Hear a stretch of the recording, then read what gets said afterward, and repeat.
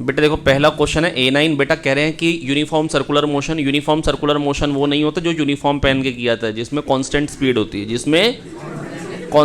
होती है, और एक चक्कर में पूछा है बेटा एवरेज एक्सेलरेशन क्या होता है? Total change in velocity upon total time. क्या होता है बेटा? Total change in velocity upon total time. तो टोटल चेंज इन वेलोसिटी क्या हो जाएगा? 0, क्योंकि कांस्टेंट स्पीड है, पूरा चक्कर मार ली, जहाँ थे वहीं आ गए।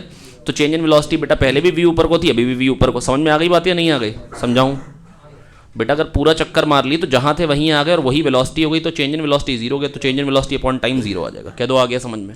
इसके बाद पूछा गया है C8। इसमें बेटा कहा गया है कि जो फोर्स है वो -k/r² है। अभी मेरे को ना सोनल सर मिले बाहर, उन्होंने मेरे को बोला हाय, मैंने भी उनको बोला आगे से हाय। फिर वो मेरे को कहते तुमको पता है total energy is negative of kinetic energy and is half of potential. मैंने कहा नो। तो कह रहे 5 बार बोला। मैंने बोला total energy is negative of kinetic energy and is half of potential. Total energy is negative of kinetic energy and is half of potential energy. मैंने कहा क्यों बता रहे हो? कह रहे क्योंकि कल को आप भी एटॉमिक स्ट्रक्चर पढ़ाओगे। मैंने कहा ओके। मैंने क्या बोला? तो सोनल सर ने मेरे को बताया कि जो पोटेंशियल जो फोर्स होता है वो kq1q2/r² और पोटेंशियल एनर्जी kq1q2/r होती है, और टोटल एनर्जी होती है negative of kinetic energy and is half of potential energy. 2 question आप लोगों ने पूछे थे, दोनों इसी टाइप के थे। एफ है -k/r², माइनस बता रहा है कि अट्रैक्शन है, तो ये फोर्स है, तो पोटेंशियल एनर्जी क्या हो जाएगी प्यारे बच्चों? पोटेंशियल एनर्जी क्या आ जाएगी बता दो? अट्रैक्शन है तो पोटेंशियल एनर्जी तो नेगेटिव आएगी, -k/r आएगी। ये हो गई पोटेंशियल एनर्जी। अब टोटल एनर्जी क्या होती है? Negative of kinetic energy and is half of potential energy, that is -k/2r। अरे total energy negative of kinetic energy and is, अब काइनेटिक एनर्जी बतानी तो यहाँ से बता दो, और पोटेंशियल एनर्जी बतानी तो यहाँ से बता दो, खत्म बात। एक क्वेश्चन आप लोगों ने बाद में और पूछा, उसमें कह रखा है फोर्स जो है वो -1/r² है ना, और वहाँ पर भी पूछिए टोटल एनर्जी है, ये माइनस क्या बता रहे हैं? अट्रैक्शन। तो पोटेंशियल एनर्जी क्या होती है बेटा? अगर 1/r² तो मतलब फोर्स अगर 1/r² में, तो पोटेंशियल एनर्जी 1/r में आती है। अरे हाँ ना बोलो यार, ये पोटेंशियल एनर्जी आ गई, और नेगेटिव आएगी क्योंकि अट्रैक्शन होता है, तभी बेटा वो घुमा सकता है ना पार्टिकल को अपने इधर उधर। अरे हाँ ना बोलो यार। तो बेटा ये पोटेंशियल, अट्रैक्शन होता है तो पोटेंशियल एनर्जी होती है ना यार, तो अट्रैक्शन हो तो पोटेंशियल एनर्जी नेगेटिव होती है ना यार। तो बेटा पोटेंशियल एनर्जी नेगेटिव है, और अगर ये पोटेंशियल एनर्जी है -1/r, तो वहाँ से काइनेटिक एनर्जी निकालनी तो निकाल लोगे, पोटेंशियल एनर्जी निकालनी है तो निकाल लोगे। ऐसे 2 क्वेश्चन पूछे थे, दोनों मैंने बता दी। कर पाएंगे? नहीं कर पाएंगे? कर पाएंगे। You are good boy. Next इसके बाद D1 पूछा है। D1 में तो बेटा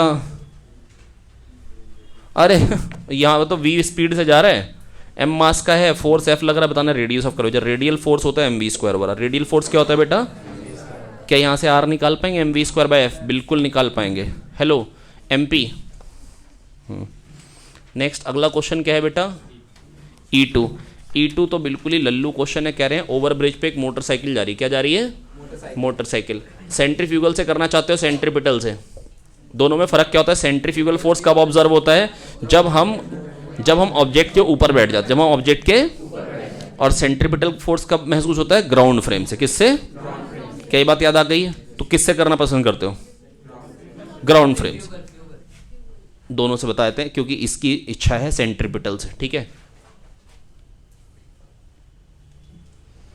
चलो कोई बात नहीं। ये mg इधर को है, इधर को फोर्स आएगा mg cos थीटा। पहले देखो सेंट्रीपिटल से बता दे रहा हूं, mg cos थीटा अंदर को आ रहा है, n बाहर को आ रहा है, तो सेंटर की तरफ का फोर्स आ गया mg cos theta minus n। ये हो गया total force toward the centre, वो क्या होगा? mv²/r। अरे हाँ ना बोलो यार। यहाँ से n क्या आ गया? mg cos theta minus mv²/r। कोई दिक्कत की बात नहीं है। अब यहाँ से n आ गया आपके पास। अब बेटा सोच के देखो, स्पीड कांस्टेंट है, जैसे जैसे ऊपर आएगा तो थीटा कम होगा तो कॉस थीटा कम होगा, थीटा कम होगा तो कॉस थीटा बढ़ेगा, थीटा कम होता है तो कॉस थीटा, cos 0 1 होता है और cos 90 0 होता है। थीटा बढ़ता है तो कॉस थीटा घटता है, थीटा बढ़ता है तो कॉस थीटा घटता है। अरे दोस्त कह दो समझ में आ गया, नीति का पुत्र समझ में आ रहा है। तो प्यारे बच्चों देखो यहाँ से n आगे mg cos theta minus mv²/r। अब बेटा करेंगे कैसे? यहाँ पर बेटा आपको क्या करना है? सिंपल, थीटा कम हो रहा है तो बेटा यहाँ पर नॉर्मल फोर्स बढ़ेगा। समझ में आ गया? चश्मा कहाँ है? Very good, you are a good shooter. हाँ अब देखो बेटा मेरी बात सुने बहुत ध्यान से। हाँ अब देखो बेटा मेरी बात सुने बहुत ध्यान से। पर दिखाई दे रहा है ना? यहाँ तक का तो दिखता है ना? बोल तो रही हूँ साथ साथ में। हाँ बोल तो रही हूँ ना, लेकिन साथ साथ में, तो उससे समझ में आ जा रहा होगा ना अच्छे से। हाँ यार दिखने में यार, पता पिछले साल एक कन्या पड़ती थी अपने पास यार, उसकी बेचारी की ना पहले तो सर्जरी हुई एक आँख की, एक आँख से, तो उसको दिखता नहीं था दुष्ट को। और डॉक्टर से सर्जरी करते हुए गड़बड़ हो गई, तो अचानक से लाइट पड़ती ना, वो कुछ ब्लड क्लॉट वगैरह छोड़ दिया था उसने, तो वो जैसी लाइट पड़ती है अगर अचानक से पड़ जाए तो उसके कमबख्त का खोपड़ा दर्द हो जाता था। अब उसका सर्टिफिकेट बना तो वो एक आँख बिल्कुल ही काम की नहीं है, तो 30% बना, और दोनों में लो विजन हो तो 40% बन जाता है। तो दूसरी 6/6 निकली। हालांकि टाइम के साथ वो डिटेरिएट होनी है, पक्का पता है, लेकिन तब भी उसको वो पीडी कैटेगरी वाला नहीं मिलेगा। इतनी मुश्किल से तो बेचारी ने मतलब तैयारी करी यार। चलिए, ऐसे ही है सिस्टम, पैसे देती तो तुरंत बन जाता। हाँ भाई, ये समझ में आ गया नहीं आ गया यार? हाँ ना बोलो यार। एक वहाँ पे हट्टा कट्टा नौजवान था जिसको हम देख के पहचान ही नहीं सकते कि इसको कोई पीडी कैटेगरी का सर्टिफिकेट भी दे सकता है, उसने कमबख्त ने पीडी बनवा लिया यार। पता नहीं वो कैसे बना, ये तो उसने कभी बताया नहीं हमें। अब तो वो मतलब दक्षिणा में नौकरी भी कर रहा है, मतलब वहीं पे पढ़ा भी था, वहीं पे नौकरी पे भी आ गया। मतलब ऐसे काम हो जाते हैं, और जो बिल्कुल सही सलामत है उसका बन गया कमबख्त, और जो गड़बड़ है उसका बन नहीं रहा। mg cos theta minus N बराबर mv स्क्वायर ओवर, थीटा कम होगा तो क्या होगा, cos थीटा बढ़ जाएगा। अब यहाँ पर अब कैसे करेंगे, इसके बाद कैसे करेंगे बताओ बेटा? और सेंट्रीफ्यूगल से कैसे होगा? अब अगर गाड़ी पे बैठ गए तो क्या कहोगे, अब हम नॉन इनर्शियल फ्रेम पे है तो हमको एक सूडो फोर्स लगाना पड़ेगा जिसका वैल्यू क्या होती है, ma, और a से अपोजिट डायरेक्शन में होता है। अब गाड़ी पे बैठे तो क्या कहोगे, गाड़ी तो वहीं की वहीं, तो दिस प्लस दिस बराबर दिस करोगे। आगे सेंट्रीफ्यूगल से, सेंट्रीपिटल से भी आगे, इक्वेशन दोनों से सेम आ जाएगी। सेंट्रीफ्यूगल से क्या होगा, गाड़ी पे बैठ गए, अब कहोगे गाड़ी वहीं की वहीं, चल नहीं रही चल नहीं रही चल नहीं रही, अरे हाँ ना बोले यार, तो नेट फोर्स 0। मोहित समझ में आ गया? Mohit is a good boy. Mohit, oh I am sorry. अच्छा अब बेटा यहाँ पे क्या है, यहाँ पर इस तरीके का दिखा रखा है, देखो यहाँ पर हो या यहाँ पर हो, स्पीड कह रहे हैं कांस्टेंट है ना, तो बताना नॉर्मल फोर्स कहाँ ज़्यादा होगा, यहाँ पे या यहाँ पे। जहाँ रेडियस ऑफ कर्वेचर ज़्यादा है वहाँ mv स्क्वायर और आर सूडो फोर्स जो आएगा वो कम आएगा। जब आर कम हो गया तो सूडो फोर्स बढ़ जाएगा, तो नॉर्मल कम हो जाएगा। अगर सोचो मैं अगर ऐसे हूँ, वेइंग मशीन पे खड़ा हूँ, अगर मेरे को कोई ऊपर को खींच रहा है ना, अभी हल्के खींच रहा है तो रीडिंग अभी कुछ आ रही है, किसी ने ज़्यादा खींचा तो रीडिंग कम हो जाएगी ना यार, नहीं आया समझ में यार? तो सूडो फोर्स अगर ऊपर को फोर्स अगर बढ़ गया mv स्क्वायर ओवर आर, ऊपर को फोर्स अगर बढ़ गया तो बेटा क्या हो जाएगा, रीडिंग क्या हो जाएगी, कम हो जाएगी। नॉर्मल फोर्स यहाँ कम आएगा और यहाँ ज़्यादा आएगा। नहीं समझ में? अच्छा इसको सेंट्रीफ्यूगल से पूरा बताता हूँ, वो उसकी आत्म तड़प रही है। mv square over R plus N बराबर mg, क्योंकि जब आप गाड़ी पे बैठ जाओ तो कहोगे गाड़ी वहीं की वहीं है। अब सूडो फोर्स क्या लगता है, एक्सेलरेशन के अपोजिट डायरेक्शन में लगता है ma, ए के अपोजिट डायरेक्शन में लगता है सूडो फोर्स और ma, और एक्सेलरेशन किधर को होता है v square over R centre की तरफ, तो सूडो फोर्स किधर को आएगा, बाहर की तरफ। हम कहेंगे गाड़ी वहीं की में, तो n plus mv square over R बराबर mg। इन दोनों का सम मिला के क्या है, कांस्टेंट। अब सोचो जहाँ पे r कम हो जाएगा, जहाँ पे ये वैल्यू बढ़ गई तो ये कम हो जाएगी, तो जहाँ पर r कम है वहाँ पे ये वैल्यू ज़्यादा हो गई तो ये कम हो जाएगी, क्योंकि टोटल सम तो कांस्टेंट है। अरे कह दो समझ में आ गया यार? तो यहाँ नॉर्मल क्या होगा ये, और यहाँ क्या होगा ये। अरे हाँ ना बोलो यार। नेक्स्ट अगला क्वेश्चन, E6 के बाद कौन सा पूछा है आप लोगों ने मेरे से, E8। E8 में क्या है बेटा, सेम क्वेश्चन है, दोबारा नहीं बताऊंगा मैं। E8 के बाद पूछा E12।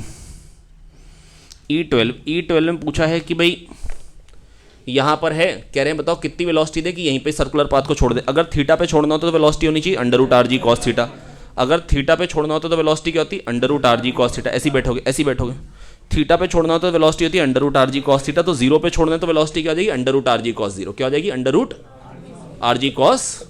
बस अगर वहीं पे छोड़ना तो बेटा थीटा पे अगर सर्कुलर पाथ को छोड़ना तो वेलोसिटी क्या होती है, √rg cos थीटा। क्या बात याद आ गई है?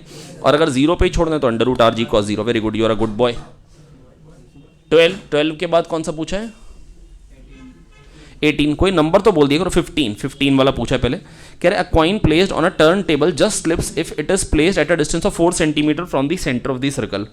The angular velocity of turn table is doubled, it will slip eight a distance of, अब 1/4 डिस्टेंस पे स्लिप कर जाएगा। पहले 4 सेंटीमीटर पे कर दो, 1 पे कर जाएगा। अरे बेटा मेरी बात सुनो ना ध्यान से, ये एक टर्न टेबल है, ये घूम रही है, आप सोच के देखो बेटा कहाँ पे स्लिप करेगा। अभी जहां पे जस्ट स्लिप कर, देखो अगर रेडियस कम होगा तो ओमेगा स्क्वायर आर एक्सेलरेशन कम होगा, तो ओमेगा स्क्वायर आर एक्सेलरेशन। अब देखो मैं आपको ना करके दिखाता हूं, कोई चीज है, हाँ पेन। देखो मैंने इस पे पेन का कैप रख दिया, ठीक है। अब मैं घूम रहा हूं, क्या ये फिसल रहा है? क्या ये फिसल रहा है? नहीं। अब मैं खाली क्या कर रहा हूं, रेडियस को बढ़ा दे रहा हूं, ठीक है, और मैं उतनी तेज ही घूम रहा हूं, क्या ये फिसल गया? क्या बात समझ में आ गई नहीं आ गई? है ना, मैं घूमा उतनी तेजी था, ऐसा नहीं कि मैं तेज नहीं घुमा था। अब मैं अगर पास में रख के घुमा रहा हूं तो नहीं गिर रहा है, नहीं जा रहा है। और अगर यही मैं थोड़ा सा दूर कर रहा हूं, अभी भी नहीं गिर रहा है। अब मैं बिल्कुल दूर कर दे रहा हूं, समझ में आ गई बात?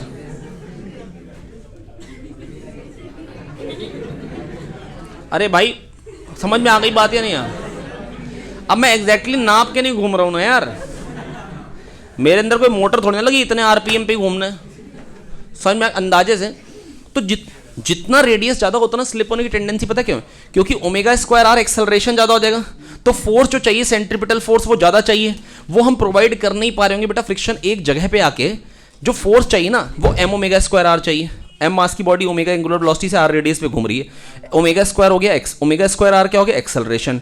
तो रेडियल फोर्स क्या हो जाएगा? एम ओमेगा स्क्वायर आर, इतना चाहिए। तो अलग अलग आर पे ज़्यादा चाहिए बेटा, जहां पर वो फ्रिक्शन के बराबर हो गया, मैक्सिमम फ्रिक्शन के बराबर, म्यू एम जी के बराबर। उसके बाद क्या हो जाएगा? उसके बाद आप अगर बढ़ाओगे आर तो स्लिप करना ही पड़ेगा। तो स्लिप, मनीषा मेहता को समझ में नहीं आ रहा है? आ रहा है समझ? Manisha Mehta is a good girl. तो मनीषा मेहता पुत्र MMP, बेटा मैं ये कह रहा हूं ना कि जहां पर वो भी स्लिप कर रहा है ना, अब अगर आपने ओमेगा को डबल कर दिया, एम ओमेगा स्क्वायर आर को आपने 4 टाइम्स कर दिया, क्या कर दिया? एम ओमेगा स्क्वायर को 4 टाइम्स कर दिया, है ना, तो आर को क्या करना पड़ेगा? 1/4 करना पड़ेगा म्यू एम जी के बराबर करने के लिए। अगर एम ओमेगा स्क्वायर आर अभी अगर म्यू एम जी था तो ओमेगा को डबल करने का मतलब क्या है कि आपने M omega square R, omega को आप ओमेगा स्क्वायर आपने 4 टाइम्स कर दिया, तो बेटा आर को आपको 1/4 करना पड़ेगा, तभी वैल्यू म्यू एम जी के बराबर ही रहेगी। नहीं है, अभी M omega square R mu M G था, आपने ओमेगा को डबल कर दिया, तो अब क्या हो जाएगा? M 4 omega square R dash कह लो बराबर म्यू एम जी। अब मान लो स्लिप होने की कंडीशन आर डैश पे आएगी, डिवाइड कर दो यार, आर डैश निकाल लो यार, r/4 आ जाएगा। करूँगा सॉल्व? ऐसे नहीं सोच पा रहे कि अगर इसको डबल कर दी तो यहाँ पे 4 आ गया, तो इसके नीचे 1/4 चाहिए क्योंकि उधर वाली क्वांटिटी कांस्टेंट है। अरे कह दो आ गया यार समझ में, एडिडास समझ में आ गया, ओलंपिक जाओगे बाय। चलो शादाब आए, मिटो के दिखाएं। आज ऊपर वाला बोर्ड बड़ा आराम से मिट रहा था, हाँ नीचे वाला भी।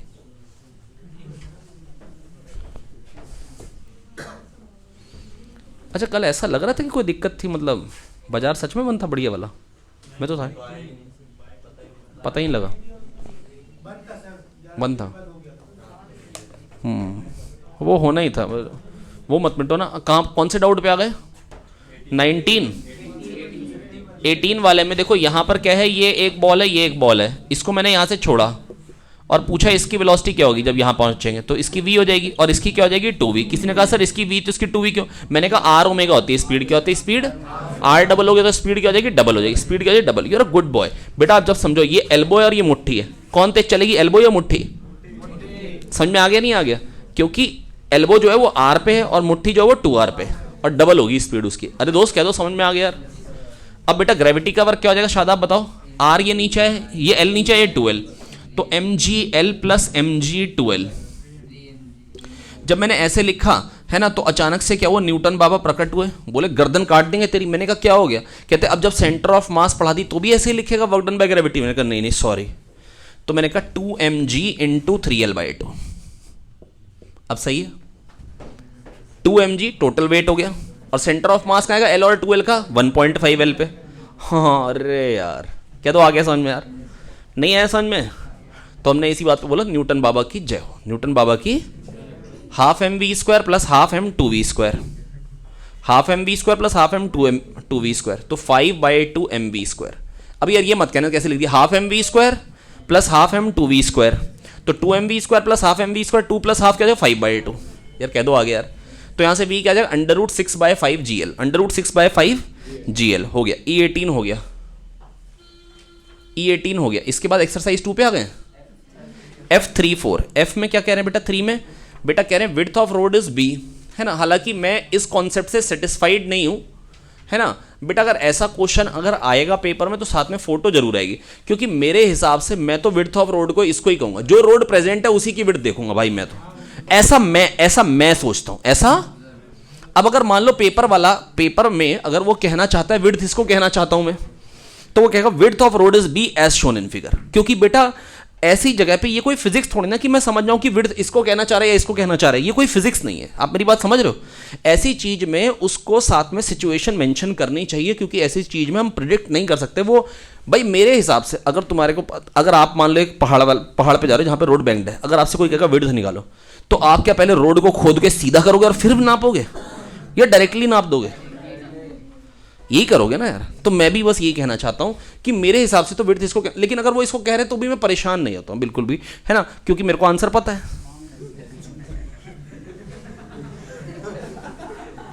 है ना। अब बेटा मेरी बात सुनो, क्योंकि सालों से यही आंसर निकलता आ रहा है ना। पिछले 5 साल से मेरे सामने ये क्वेश्चन आता है, विड्थ इसी को बोलते हैं वो लोग। तो मेरे को तो ये ऐसा ना मेरे दिमाग में कॉन्सेप्ट ही बन गया कि ये है, लेकिन बेटा ये क्वेश्चन में गिवन होना चाहिए फोटो। अगर ये नहीं गिवन है तो गड़बड़ बात है। और ऐसी बात में आपको परेशान नहीं होना कि ऐसी चीज में आप फंस गए। अब बेटा एन एम जी बराबर M V square over R कह दो, आ गया tan theta V square over R G. Prove करूं क्या? एन एम जी लो मजे लो पूरे मजे लो। M V square over R theta 90 minus theta theta ten theta V square over R G. और फिर क्या करेंगे? एच बाई बी के बराबर करेंगे, यहां से एच निकाल लेंगे। क्या निकाल लेंगे? है ना। और फिर कुछ लोग ताली बजा सकते हैं, है ना, जिनके पास टैलेंट है वो काम करेंगे। अच्छा, इसके बाद बेटा बात आती है एक्सरसाइज 2 की। एक्सरसाइज 2 में 9, 10, 11। अब 9th वाले क्वेश्चन में कह रहे हैं कि ना ये एक रॉड एक घूम रही है, एक L/4 पे पॉइंट है और एक 3L/4 पे पॉइंट है ना। और किसी ने कहा सर बताओ यहाँ टेंशन ज्यादा होगी या यहाँ ज्यादा होगी? मैंने कहा भैया यहाँ पर जो टेंशन है ना वो इतने पार्ट को पकड़ के घुमा रही है, और यहाँ जो टेंशन होगी वो केवल इतने पार्ट को घुमा रही है, तो यहाँ ही टेंशन ज्यादा होगी और यहाँ जो टेंशन होगी वो कम होगी। क्या तो समझ में आ गया? किसने कहा ऐसे नहीं है, ऐसे नहीं है ना, प्रूफ करो, मैथमेटिकली समझाओ। हमको फील नहीं करना है, हमको फील नहीं करना है। मैंने कहा ठीक है। मैंने क्या कहा? क्या हो गया बेटा? कोई परेशानी हो रही क्या? अच्छा, कुछ समझ में आ रहा है? टाइम पास हो रहा है बढ़िया वाला आ रहा है? बेटा देखो, अब जैसे जैसे ना सिलेबस आगे बढ़ता चला जाएगा ना, थोड़ा सा ना आपको समझदारी से बेटा काम करना होगा।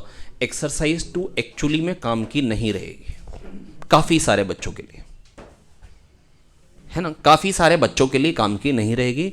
तो सब लोग ना करें। उसके बाद अगर आपसे लग रहा हो कि आप पुराना टच में रख पा रहे हो साथ में, तो एक्सरसाइज 2 करते चलना, नहीं तो जो बच्चों के डाउट आएंगे वो करते चलना, है ना। मैं आपको सच बता रहा हूं, आपको काम की नहीं रहेगी, है ना। एक्सरसाइज 2 कुछ आपको काम की नहीं, काम की पता है क्या चीज़ है? कितनी चीज़ों के आप टच में रह पाएंगे। अब बेटा सिलेबस ना काफ़ी आगे हम आ चुके हैं ना, अब हम पहुंच जाएंगे रोटेशन में। इसके बाद पीछे का सिलेबस बहुत ज़्यादा हो जाएगा, आपको टच में रखना बहुत ज़रूरी है। और खाली सब्जेक्ट एक नहीं, सब्जेक्ट भी और भी है। एक्सरसाइज 2 वो लोग करेंगे जो मतलब 160 वाट के आसपास नंबर ला रहे हैं। उसके बाद एक्सरसाइज 2 करने की जरूरत सब लोगों को बिल्कुल नहीं होती है। बड़े आराम से अगर आपने एक्सरसाइज 1 सबकी लगाई है ना, और आपने करीब 40 से 50 FST लगा ली, तो 180 में से 180 तब भी आ जाएंगे। आपको टच में रहना है, भूलनी नहीं है टॉपिक। ऐसा नहीं होना चाहिए कोई टेंजेंशियल फोर्स पूछे तो आपको ये ना मालूम है tangential force mass into tangential acceleration, और टेंजेंशियल एक्सेलरेशन r अल्फा होता है, rate of change of speed होता है, और आपको हल्का सा याद हो कि ये कहाँ से आया था, तो आप 180 की तैयारी कर रहे हो, है ना। ऐसा नहीं होना चाहिए कि आप बेसिक चीजें भूलने लग रहे हैं। टफ करना कोई बहुत बड़ी चीज नहीं है। अब देखो बेटा ये घूम रहे है ना, और अब बेटा बताना है किसी एक्स पे टेंशन क्या होगी। मैंने कहा बिल्कुल बताते हैं। एक्स पे टेंशन बतानी, ये एक्स है और ये एल है, ये मेरा सिस्टम है जिसको मैं कंसिडर कर रहा हूं, है ना। अब इस पे एक्सटर्नल फोर्स क्या? केवल ये टेंशन, जो लेफ्ट वाला पार्ट राइट वाले पे लगा रहा है। और टोटल फोर्स क्या होता है ना, टोटल फोर्स होता है total mass into acceleration of centre of मास। अरे हाँ ना तो बोले यार, नहीं आया समझ में? आ गया। तो टोटल फोर्स होता है total mass into acceleration of centre of मास। ये इक्वेशन लीस्ट यूज्ड है, बड़ी कमाल की इक्वेशन है। क्या कमाल का यूज, देखो मैं आपको बता रहा हूं, ये वाला ये बड़ी बड़ी बार यूज होगा और ये यूज़ बहुत ही इंपॉर्टेंट यूज़ है, हालांकि इसको मैं एक बार और यूज़ करूँगा आपके सामने इलास्टिसिटी में और फ्लूइड में, है ना। ये यूज़ करना बड़ा जरूरी है। टोटल फोर्स बराबर total mass into acceleration of centre of मास, नहीं तो आप इसमें टेंशन निकालेंगे तो टेंशन बनेगी, निकलेगी नहीं। लेकिन टोटल मास कितना हो गया इसका, m मास है, l लेंथ का, तो 1 लेंथ का m बाई एल, और ये कितनी लेंथ हो जाएगी कोई बताएगा, l minus X, m by L into L minus X, ये हो गया मास, टोटल मास।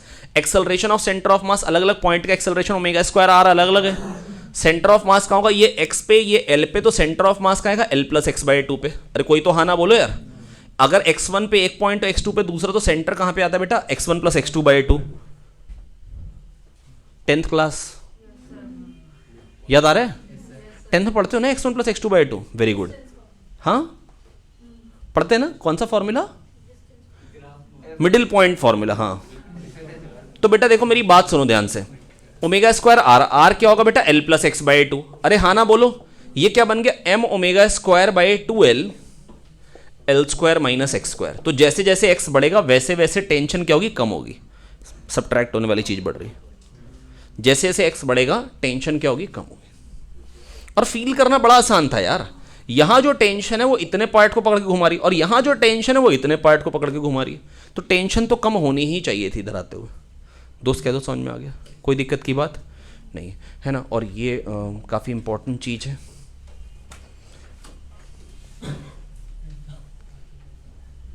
ना। ये क्वेश्चन बहुत ही इंपॉर्टेंट क्वेश्चन है, मतलब क्योंकि इसमें जो टेंशन निकलवाई गई बड़ी इंपॉर्टेंट है। इस पे बहुत अच्छे अच्छे क्वेश्चन मेंस में बन चुके हैं। ये आपको निकालना चाहिए, निकालना आना चाहिए। नहीं ये आपको रटना नहीं, आपको निकालना आना चाहिए, आपको यूज करके निकालना। बट करना ही क्या यार, m by L into L minus X, हो गया mass, acceleration of centre of mass omega square R. ये x ये l, हाँ ये भी सही बात है। x में l minus x by to जोड़ दो, x में l minus x by to जोड़ दो, है ना। लेकिन इसमें ये टाइम टेकिंग है, ये x ये l, एक एंड रॉड का जो है वो x पे है और एक एंड l पे है। तो बेटा सेंटर ऑफ मास कहां पे आएगा, l plus X by to पे। x1 plus x two by two पढ़ा है ना कभी छोटे होते, समझ में आ गई बात बेटा। अरे हाँ ना तो बोलो यार। अगर एक 4 पे हो एंड और एक 6 पे हो, तो 4 प्लस 6 क्या हो जाएगा, 10 बाई टू, 5 पे ही आएगा ना यार। क्या तो समझ में आ गया यार। चेतन तुम बच गए, बता देंगे बाद में क्यों कह रहे हैं ऐसा।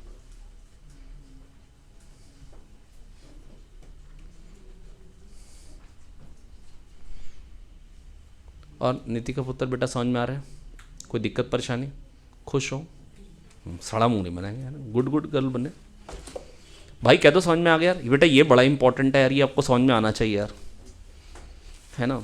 बेटा इस पे क्वेश्चन ना आपको वहाँ पर भी मिलेगा इलास्टिसिटी में। वहाँ पर क्वेश्चन कैसे मिलेगा, वहाँ पर कहेंगे इस पार्ट में जो इलोंगेशन आया है वो x1 है और इस पार्ट में जो इलोंगेशन आया है वो x2 है।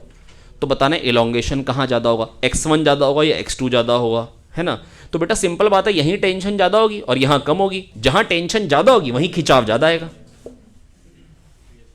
है ना। ये इलास्टिसिटी में भी क्वेश्चन मिलेगा, लल्लू सा क्वेश्चन। यही क्वेश्चन फ्लूइड में मिलेगा। वहां पर क्या होगा, एक ट्यूब में पानी भर के घुमा रहे होंगे और पूछेंगे प्रेशर कहाँ जाता है, यहाँ यहाँ यहाँ ऐसे। तो वही मतलब वही कंडीशन, मतलब वही चीजें मतलब आपको बार बार मिलेंगी अलग अलग जगह पे। अरे हाँ ना बोलो यार, है ना। अब ये मतलब मैंने इसका आंसर नहीं दिया, मैं आपको ये तब फ्लूइड में ही सिखाऊंगा ना। अभी सब कुछ अभी कैसे सिखा दूं, मेरे को भी आता भी नहीं पक्के से।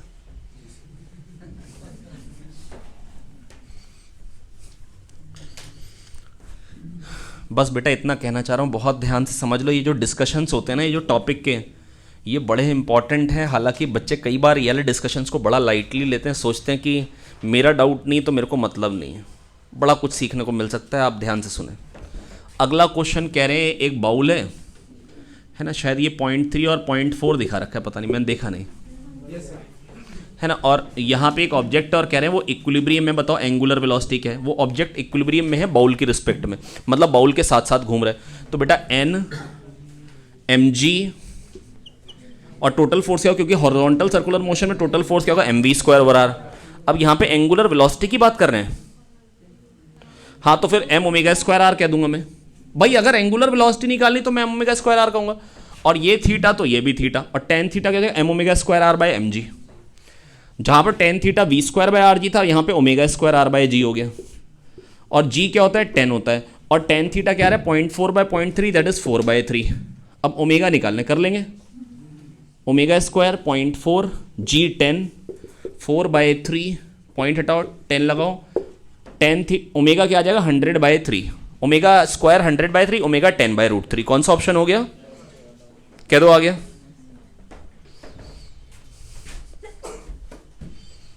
अरे अरे मेरा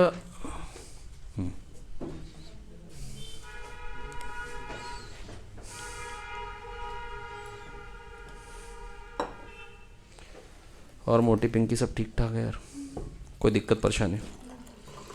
जल्दी करो यार, हमने यार जल्दी जाना है यार, रुद्रपुर जाना है।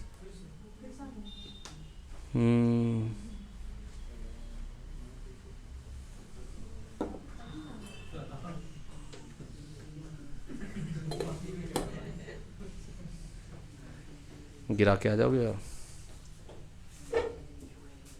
खिड़की खोलो जोर से बाहर फेंक देना, जहां से मर्जी।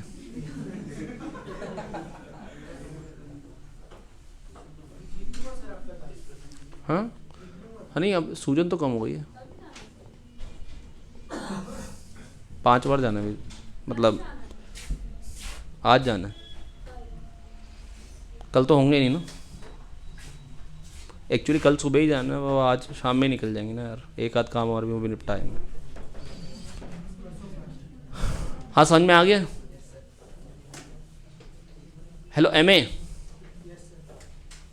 इसी बात पे आए हैं। हरिओम आओ यार, हरिओम तो बहुत ही अच्छा मिट होता है, Hariom is a good eraser.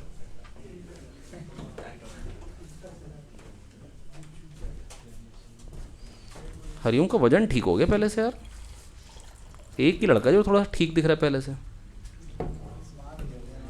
हाँ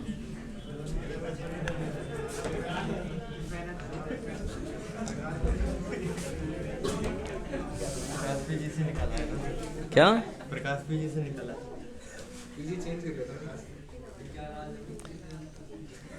आप तो प्रकाश में हो ना, पता नहीं यार क्या चक्कर है, हम तो समझ ही नहीं पाते, इन लोगों को कमाना भी नहीं आता यार। क्वालिटी दो ना यार, अगले साल बच्चा आएगा ही नहीं, बेकार क्वालिटी दोगे तो। अच्छा खाना खिलाओ, पैसे ज़्यादा ले लो, 500 रुपये बढ़ा लो, और क्या, अगर मतलब लग रहा है नहीं पड़ता खा रहा तो। चलिए कि फर्क पैदा हो, अभी पढ़ाई पे फोकस करते हैं, अभी ये सब बातें करके क्या मिलेगा बेटा। देखो अभी यहाँ पर टेंशन बता रही है, यहाँ पे टेंशन कितनी है, यहाँ पे कितनी है, यहाँ पे कितनी है, तो यहाँ T1 है, इसको अपनी तरफ खींचेगा, इसको अपनी तरफ, अरे समझ रहे हो ना। यहाँ टेंशन T2 है, इसको अपनी तरफ खींचेगा, इसको अपनी तरफ, यहाँ टेंशन T3 है। अब किसी ने कहा सर बताओ T1 कितना है, मैंने कहा भाई देखो ये L रेडियस पे घूम रहा है 2L पे 3L पे, क्या सोच सकते हो, तो T1 क्या हो जाएगा m ओमेगा स्क्वायर 3L। क्या ये बात समझ में आ गई है। फिर किसी ने कहा आगे, मैंने कहा इस पे टोटल फोर्स क्या T2 माइनस T1 क्या है, और टोटल फोर्स क्या है m ओमेगा स्क्वायर r क्या हो जाएगा 2L, m omega square 2L। T1 की वैल्यू यहाँ पुट करो, T2 क्या आ गया m ओमेगा स्क्वायर 5L। नहीं आया समझ में। अच्छा क्या आप ये चाहते होते हो कि यहाँ पे m ओमेगा स्क्वायर 3L लिखो, फिर उसको हल्के हल्के इधर लेके जाऊँ। अच्छा T3 माइनस T2 ये टोटल फोर्स हो गया, वो क्या हो जाएगा m ओमेगा स्क्वायर r क्या हो जाएगा, अब इसका रेडियस तो L है, कह दो आ गया, और T2 की वैल्यू क्या m omega square 5L put कर दो, तो T3 क्या आ जाएगा m ओमेगा स्क्वायर 6L। फिर किसी ने सर ऐसे मज़ा नहीं आया है ना, मैंने कहा क्यों, फिर अचानक से न्यूटन बाबा आए है ना, कहते श्राप देता हूँ मैं तुम्हें। मैंने कहा नहीं सॉरी, मैंने कहा मैं सेंटर ऑफ मास पढ़ चुका हूँ, मैं समझ गया। तो T1 को तो मैं डायरेक्टली लिख सकता था m ओमेगा स्क्वायर 3L, कोई दिक्कत की बात नहीं है। अरे कोई तो हाँ ना बोलो यार। T2 को भी डायरेक्टली लिख सकता, T2 इन दोनों पे मिला के टोटल फोर्स T2 हो गया, सही बात है। तो क्या हो जाएगा total mass into acceleration of centre of मास, ये 2L पे ये 3L पे, तो सेंटर ऑफ मास का आएगा 2.5L पे, कहाँ पे आएगा 5L/2। अरे कोई तो हाँ ना बोलो। अरे हाँ वही। फिर किसने सर ये T2 तो कोई भी लिखता है, T3 लिख के दिखाओ, मैंने कहा टोटल मास 3M, इन तीनों पे मिला के टोटल फोर्स क्या हो जाएगा T3 बराबर 3M, और सेंटर ऑफ मास का आएगा इन तीनों का सिमेट्री पे 2L पे, बस m ओमेगा स्क्वायर 12 और ये भी क्या आ गया 6, तो 3:5:6, ये ज़्यादा आसान पड़ रहा है ना। तो फायदा हो रहा है देखो सेंटर ऑफ मास के बाद डाउट बताने का, हो रहा है। कहाँ तक हो गए, क्या क्वेश्चन नंबर है 11 और कौन सा बताना है।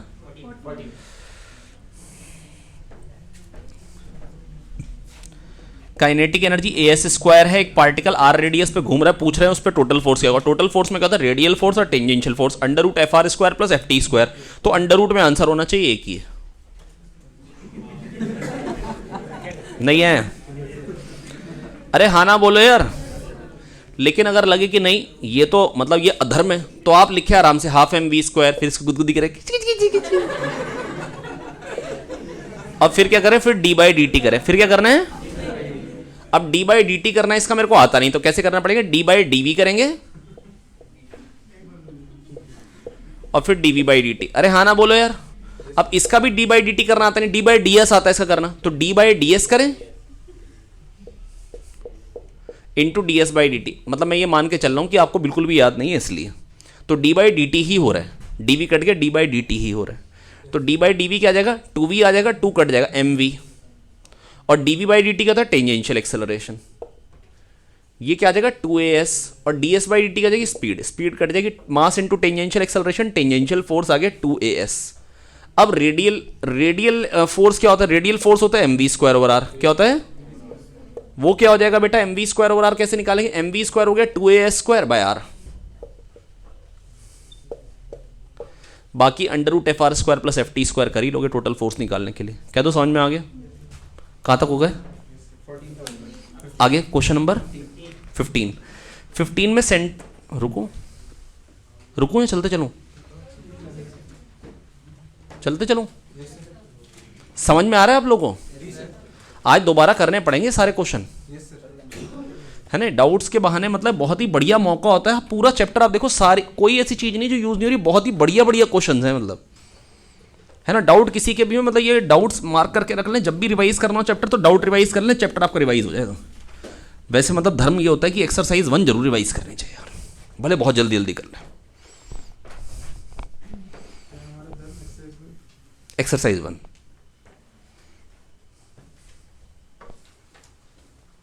सेंट्रिपिटल एक्सेलरेशन दे रखा है k² t², देखना यही दे रखा है। अब पूछा है power delivered to the particle कितनी होगी, ठीक है भाई। अब power delivered to the particle, centripetal acceleration क्या होता है v²/r, डायरेक्टली भी लिख दूं kRt, हाँ ना बोलो यार। अब बेटा देखो मेरी बात सुनो, पावर की बात कर रहे हैं मेरे दोस्त, तुम तो बेटा गुड बॉय, हाँ वेरी गुड। F.v क्या होती है पावर, देखो ये पार्टिकल है, इस पे फोर्स लग रहा हो कुछ इधर को, वेलोसिटी वेक्टर इधर को होगा, मान लो बीच में एंगल थीटा है, तो F.v क्या आ जाएगा बेटा, पावर क्या आ जाएगी FV cos थीटा, क्या आ जाएगी, है ना। फिर किसी ने कहा सर F cos थीटा क्या चीज है, मैंने कहा F cos theta tangential force, क्या है, और टेंजेंशियल फोर्स क्या होता है बेटा, मास into tangential acceleration, mass into rate of change of speed into v। अरे क्या तो समझ में आ गया, नहीं समझ में, tangential acceleration rate of change of speed, और rate of change of speed क्या है kr है kr, और स्पीड क्या है kRt, खत्म खल्लास। अरे कह दो आगे। किसी ने सर ऐसे नहीं, कोई और तरीके से बताओ, मैंने कहा कितनी तेजी से वर्क कर रहे हैं, कितना जल्दी वर्क कर रहे हैं, उसको बोलते हैं पावर, dw/dt, या dk/dt, कितनी तेजी से काइनेटिक एनर्जी बढ़ रही है। तो काइनेटिक एनर्जी क्या होती है, 12mv², क्या होती है, सेंट्रिपिटल एक्सेलरेशन को लिखा v²/r, v²/r, तो v² आ जाएगा k² t², k² r² t², तो यहां पर पुट कर दो 12m k² r² t², dk/, ये तो काइनेटिक एनर्जी, सॉरी ये तो काइनेटिक एनर्जी है, पावर क्या हो जाएगी dk/dt, आप ऐसे भी कर सकते हो, करूं यह हो जाएगा, dk/dt करूंगा खाली 2t आ जाएगा, 2 कट जाएगा, तो क्या आ जाएगा m k² r² t। यार कह दो समझ में आ गया यार, आसान है वैसे क्वेश्चंस, कोई खास मुश्किल नहीं है। और अगर ये क्वेश्चंस मुश्किल नहीं है जो मैं बता रहा हूं, तो इससे मुश्किल क्वेश्चन पेपर में आते नहीं नीट में। एक बार फिर से सेंट्रिपिटल एक्सेलरेशन होता है बेटा v²/r, ये क्वेश्चन में गिवन है, तो v की वैल्यू आ गई kRt, क्या इसमें कोई दिक्कत है, इसमें दिक्कत नहीं है, v आ गया kRt।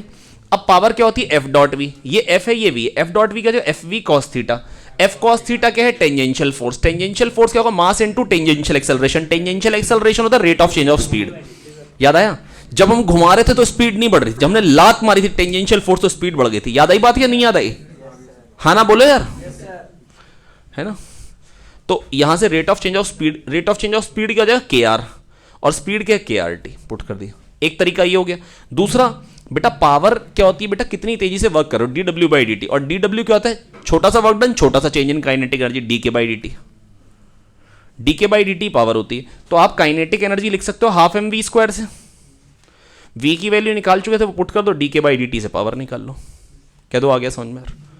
तो मैंने आपको बताया पावर को आप लिख सकते हैं टेंजेंशियल फोर्स इनटू स्पीड या डी के बाई डी टी।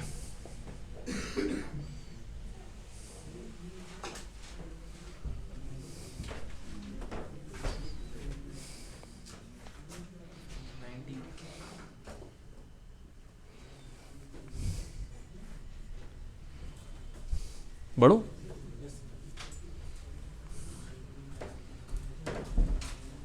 बेटो दो।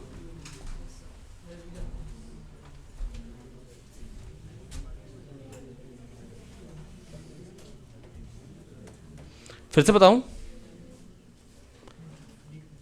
हाँ लिख लो यार, दोबारा से खुद से जरूर करें यार। हर्षित को समझ में आ रहा है?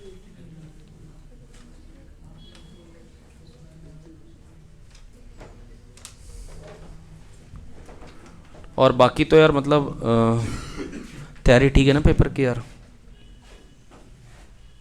बस यार अब ये वाला पेपर तो चलो जैसा तैसे आप कर लो, लेकिन अब आगे के पेपर्स अगर आप अच्छे करते हैं तो बहुत ही बढ़िया रहेगा यार।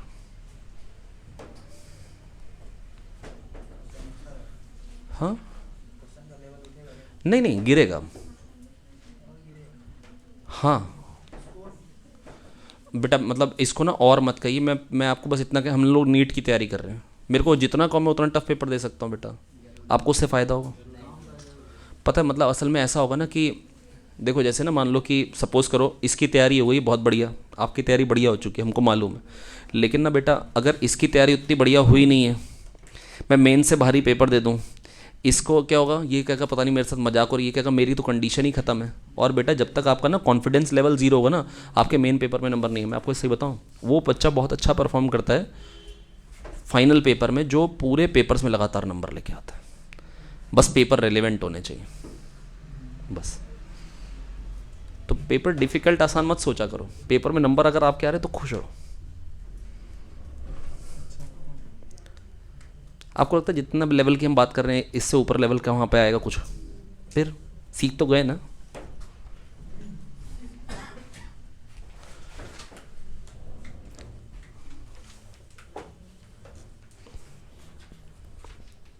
अब इसके बाद मतलब एक दो पेपर आएंगे थोड़े से, मतलब वो टेढ़े पेपर एक दो ही आएंगे बस अभी। फिर एफएसटीज में आया करेंगे, कभी ऊपर कभी नीचे, कभी ऊपर कभी नीचे, कभी ठीक कभी ऊपर फिर कभी नीचे। पर यार मज़ा आ जाए यार, आप लोग यार जल्दी से सिलेबस हो जाए यार, फिर यार एफएसटीज पे चलें यार।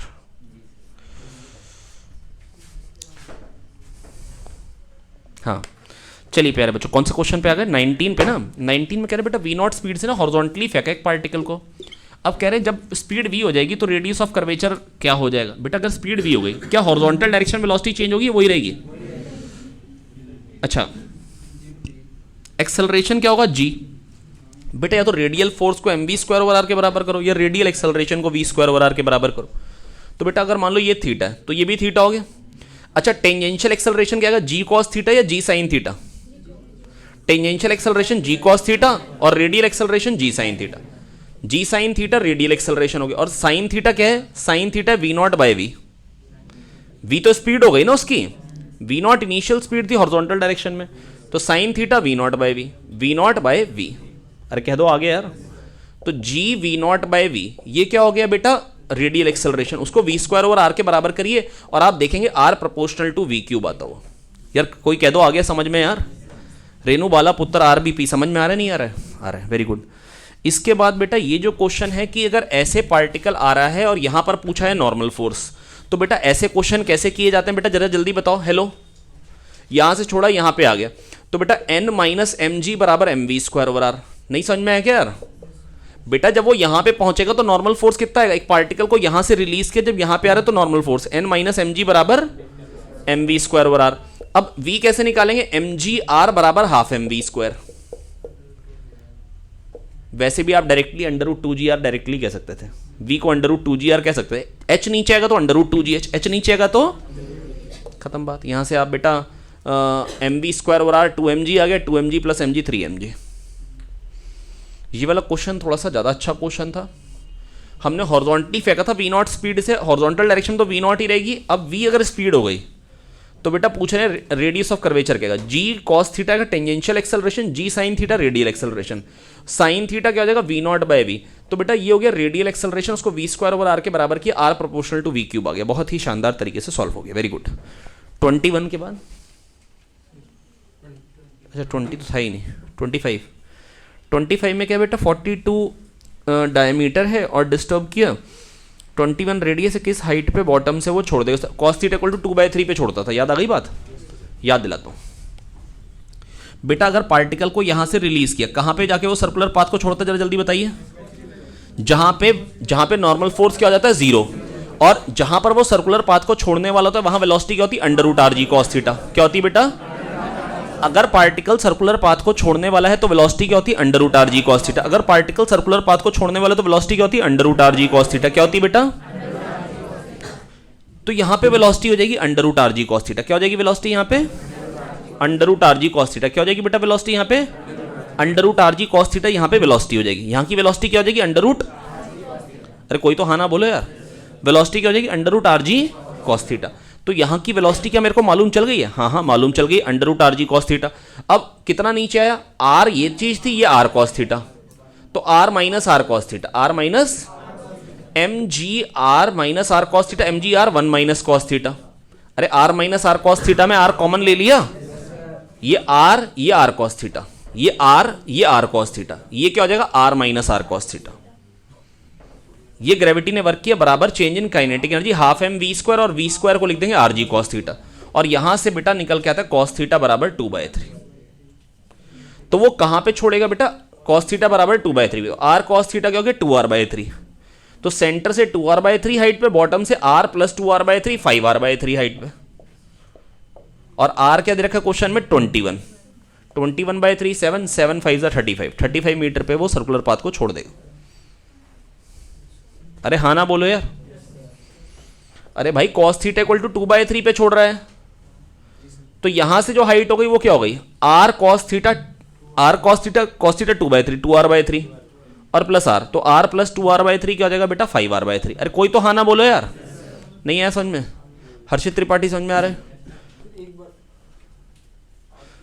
r cos theta 2r/3, cos theta 2r/3 पे छोड़ेगा ना सर्कुलर पाथ को, ये तो मेरे को याद भी था ना। तो r cos थीटा क्या हो गया? 2r/3, 2r/3 सेंटर से हाइट पे छोड़ेगा, तो यहां से कितनी हाइट पे? r plus 2r/3 5r/3। समझ में आ गया? किस क्वेश्चन पे आ गए? 27।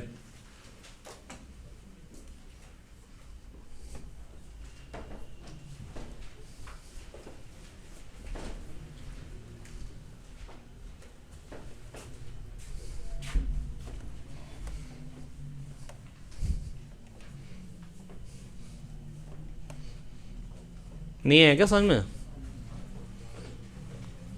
अनामिका आ रहा है समझ में? सच कह रहे झूठ बोल रहे हो?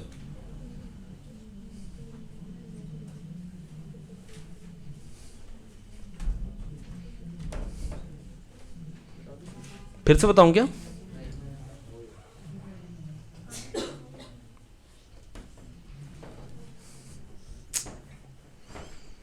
यार रिवाइज तो आपको करना पड़ेगा यार।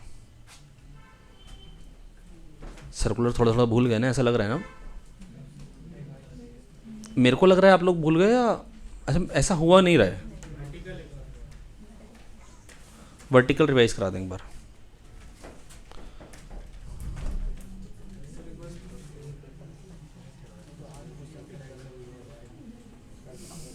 क्या है? हाँ भाई फिर बताऊं या आगे समझ में? बेटा देखो बॉटम पे कितनी वेलोसिटी दें ताकि पार्टिकल थीटा पे सर्कुलर पाथ को छोड़ दे। बेटा मेरी बात सुनो, अगर पार्टिकल यहाँ पे सर्कुलर पाथ को छोड़ने वाला तो यहाँ पे टेंशन क्या हो चुकी होगी, जीरो। जब तक टेंशन होगी तब तक तो छोड़ेगा नहीं ना, समझ पा रहे हो मेरी बात? जब तक वो टाइट है धागा तो छोड़ेगा। जब धागा जो बंधा होगा वो ढीला होने लगा तो वहां पर क्या होगा बेटा, टेंशन जीरो हो गई तो वहां पे सर्कुलर पाथ को छोड़ देगा और पाथ क्या हो जाएगी, पैराबोलिक। क्या हो जाएगी, पैराबोलिक हो सकती है ना। अगर टेंशन जीरो होगी तो पाथ क्या हो सकती है, पैराबोलिक हो सकती है। अगर लेकिन मैक्सिमम हाइट पे टेंशन जीरो हुई तो नहीं होगी, क्योंकि आगे आते ही टेंशन फिर से आ जाएगी, जिंदा हो जाएगी। क्या दो आगे तो बेटा टेंशन जीरो होगी तो वो स्लैक नहीं हो पाएगा ना, क्योंकि खाली टेंशन जीरो होगी। हाँ बस मतलब जस्ट आपको मतलब जस्ट वो मतलब स्ट्रेट होगा थ्रेड, लेकिन उसमें टेंशन होगी नहीं। अगर यहाँ टेंशन जीरो होगी, स्लैक का मतलब होता है ऐसे गुच्चड़ मुच्चड़, तो गुच्चड़ मुच्चड़ नहीं हो पाएगा। टेंशन तो वेलोसिटी तो होगी। जहां पर वो सर्कुलर पाथ को छोड़ने वाला तो वहां वेलोसिटी जीरो नहीं होती है, वहां क्या जीरो होती है, टेंशन। क्या जीरो होती है? लेकिन अगर बेटा रॉड से बंधा हुआ तो बेटा वो सर्कुलर पाथ को छोड़ ही नहीं सकता है। वहां कोई पूछे कितनी वेलोसिटी दें ताकि जस्ट सर्कुलर मोशन पूरा हो जाए, तो जस्ट बस ऐसा दे दो कि जस्ट यहां तक पहुंच जाए, √4r। क्या ये बात याद आ गई? और थ्रेड के केस में क्या होती है बेटा, √5r। क्वेश्चन पढ़े बगैर जल्दीबाजी नहीं करेंगे। अब बेटा देखो मेरी बात सुने ध्यान से, अगर यहां पे आके सर्कुलर पाथ को छोड़ने वाला है, टेंशन तो इधर को ही आएगी। mg का कंपोनेंट वो कितना आएगा दोस्त, mg cos थीटा कितना आएगा बेटा, तो T plus M G cos theta बेटा ये हो जाएगा सेंटर की तरफ को फोर्स, उसको mv स्क्वायर ओवर r के बराबर कर देते थे और टेंशन जीरो हो गई। तो बेटा जब mg का कंपोनेंट खाली सेंट्रीपिटल फोर्स प्रोवाइड करता है तो उस टाइम जो स्पीड होती है √rg cos थीटा, उसको हम बोलते हैं critical speed when particle is about to leave the circular path. का मतलब होता है when the centripetal force is provided only by gravitational force. समझ में आ गई बात? तो बेटा किसी भी केस में अगर पार्टिकल सर्कुलर पाथ को छोड़ने वाला है तो रफ्तार क्या होती है, √rg cos थीटा। अब यहां पर क्या वेलोसिटी दें कि ये यहां जाके छोड़ दे, half M V B square यहां पे एनर्जी दी, ऊपर जाने में एम जी एच का खर्चा है और half M V C square बची। वहां से वी बी क्या जाता था, √rg 2+3 cos थीटा। √rg 2+3 खाली याद दिलाया बेटा मैंने, क्वेश्चन नहीं था ये खाली याद दिलाया। √rg 2+3 cos theta. और यही ही केवल और केवल एक बात थी सीखने की, जब नीचे से वेलोसिटी दी जाए, और एक होता था जब ऊपर से दी जाए, cos थीटा बराबर 2/3। वर्टिकल सर्कुलर मोशन में यही दो बातें होती हैं, दोनों मैंने आपको रिवाइज करा दी हैं। जब सर्कुलर पाथ को छोड़ने वाला होता तो वेलोसिटी क्या होती, क्रिटिकल, √rg cos थीटा। उस टाइम सेंट्रीपिटल फोर्स कौन प्रोवाइड करता है, mg का कंपोनेंट। बस सिंपल बात है, सब कुछ आपको आता है। हाँ पूछा क्या था, हाँ अरे यहाँ तो बेटा अब देखो बेटा एक बात क्या होती है, अगर कंप्लीट सर्कुलर मोशन हो रहा है तो पहले बताओ कि टेंशन कहाँ ज़्यादा होगी, बताओ ये घूम रहा था बॉटम मोस्ट पॉइंट, और मिनिमम कहाँ होगी बेटा, क्या तो आ गया समझ। जैसे जैसे ऊपर जाता है टेंशन क्या होती है बेटा, कम होती है। क्यों टेंशन कम होती है बेटा, देखो मेरी बात सुनो बहुत ध्यान से। यहां पर mg भी इधर को, mv स्क्वायर ओवर r भी इधर को। अब इधर आया तो mg का तो कंपोनेंट आ गया, तो वो mg से कम हो इसलिए टेंशन कम, और स्पीड भी कम होगी तो mv स्क्वायर और r भी कम, तो टेंशन कम होती जाएगी। ऊपर आते आते क्या होगा, टेंशन क्या होगी, कम होगी। क्या ये बात समझ में आ गई? मिनिमम टेंशन कहाँ होती है, यहाँ पे होती है, और मैक्सिमम कहाँ होती है बेटा, मैक्सिमम यहाँ पे होती है। अब T min plus M G बराबर M V min square by R, T min plus M G centre की तरफ को फोर्स बराबर M V square by R, M V min square by R, और यहां पर क्या होगा, T max minus M G बराबर M V max square by R. अब यहां पर जो काइनेटिक एनर्जी थी half M V min square, ऊपर स्पीड मिनिमम होती है, प्लस ग्रेविटी ने वर्क किया, नीचे आया तो M G into 2r gravity ने वर्क किया, हो कितनी गई, half M V max square. Sorry थोड़ा गंदा लिख रहा हूं, बहुत गंदा लिख रहा हूं यार, चल क्या फर्क पड़ता है अब तो यार। Half M V max square minus V min square बराबर 2mgr। अरे हाँ ना तो बोलो यार, इन दोनों को सब्ट्रैक्ट कर दो, टी मैक्स माइनस टी मिन निकालो, टी मैक्स माइनस टी मिन माइनस 2mg हो जाएगा। बेटा मदद तो करते चलो, बराबर m by R V max square minus V min square, V max square minus V min square का एम एम कट जाएगा, 4mg, 4mg आ जाएगा। तो m by R, V max square minus V min square वो 4rg, are cut जाएगा, 4mg बन जाएगा ये। अरे हाँ ना बोले यार, इसको इधर ले, 4mg प्लस 2mg का जाएगा 6mg। तो टी मैक्स माइनस टी मिन क्या होता है 6mg। क्या ये बात मेरे को याद है ना? भूल गए थे तो मैंने वो भी आपको रिवाइज करा दी। इंपॉर्टेंट बात है यार ये। टी मैक्स माइनस टी मिन क्या होता है 6mg। जितनी भी बातें होती थी बेटा वर्टिकल सर्कुलर की मैंने सारी रिवाइज करा दी हैं। अगर पार्टिकल जैसे से ऊपर जाएगा तो टेंशन क्या होती है, कम होती है, समझा दिया, समझा दिया। अगर पार्टिकल सर्कुलर पाथ को छोड़ने वाले तो वहां पे टेंशन या नॉर्मल जो भी चीज है, अगर वो सिलेंडर के अंदर घूम रहा है तो नॉर्मल 0 हो जाएगा। पुश कर रहे हैं तो वो घूम रहा है, और जहां पे जस्ट नॉर्मल 0 हो गया वहां पे सर्कुलर पाथ को छोड़ देगा। अरे कह दो, आ गया समझ में यार? तो उस टाइम सेंट्रीपिटल फोर्स कौन प्रोवाइड करता है? Component of weight. और वहां पे रफ्तार क्या होती है? Under root R G cos theta. रफ्तार क्या होती है? Under root R G cos theta. Shraddha बेटा जाग रही हो ना? Under root R G cos theta है ना। और बॉटम पे क्या वेलोसिटी देता कि थीटा पे जाके छोड़ दे सर्कुलर पाथ को? Under root R G 2 + 3 cos theta. Top से छोड़ा तो किस पॉइंट पे आके सर्कुलर पाथ को छोड़ेगा? कॉस थीटा बराबर 2/3। और जब सर्कुलर पाथ को छोड़ने वाला होगा वहां पे स्पीड क्या होगी? Under root R G cos theta. कह दो समझ में आ गई? मैक्सिमम टेंशन क्या होती है? बॉटम मोस्ट पॉइंट पे। मिनिमम कहाँ होती है? टॉप मोस्ट पॉइंट पे। डिफरेंस क्या होता है? 6mg।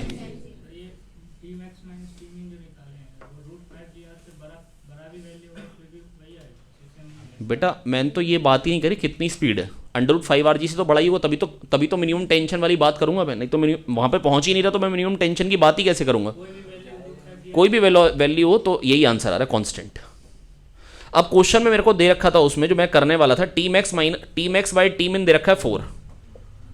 अगर ये 4 दे रखा है और ये चीज आपको मालूम है तो क्या टी मैक्स और टी मिन दोनों पता नहीं लग गए आपको? अब आपको जहां की वेलोसिटी पूछ ले, टॉप मोस्ट पॉइंट पे वेलोसिटी पूछ ले, तो टी मिन आपको पता लग गया इन दोनों इक्वेशन से। प्लस mg बराबर mv मिन स्क्वायर बाय आर, तो यहां से v मिन निकाल लो। और टी मैक्स, अगर v मैक्स पूछा है, बॉटम पे वेलोसिटी पूछी है इस केस में, तो टी मैक्स पुट कर दो, वहां से v मैक्स निकाल लो। आ गया?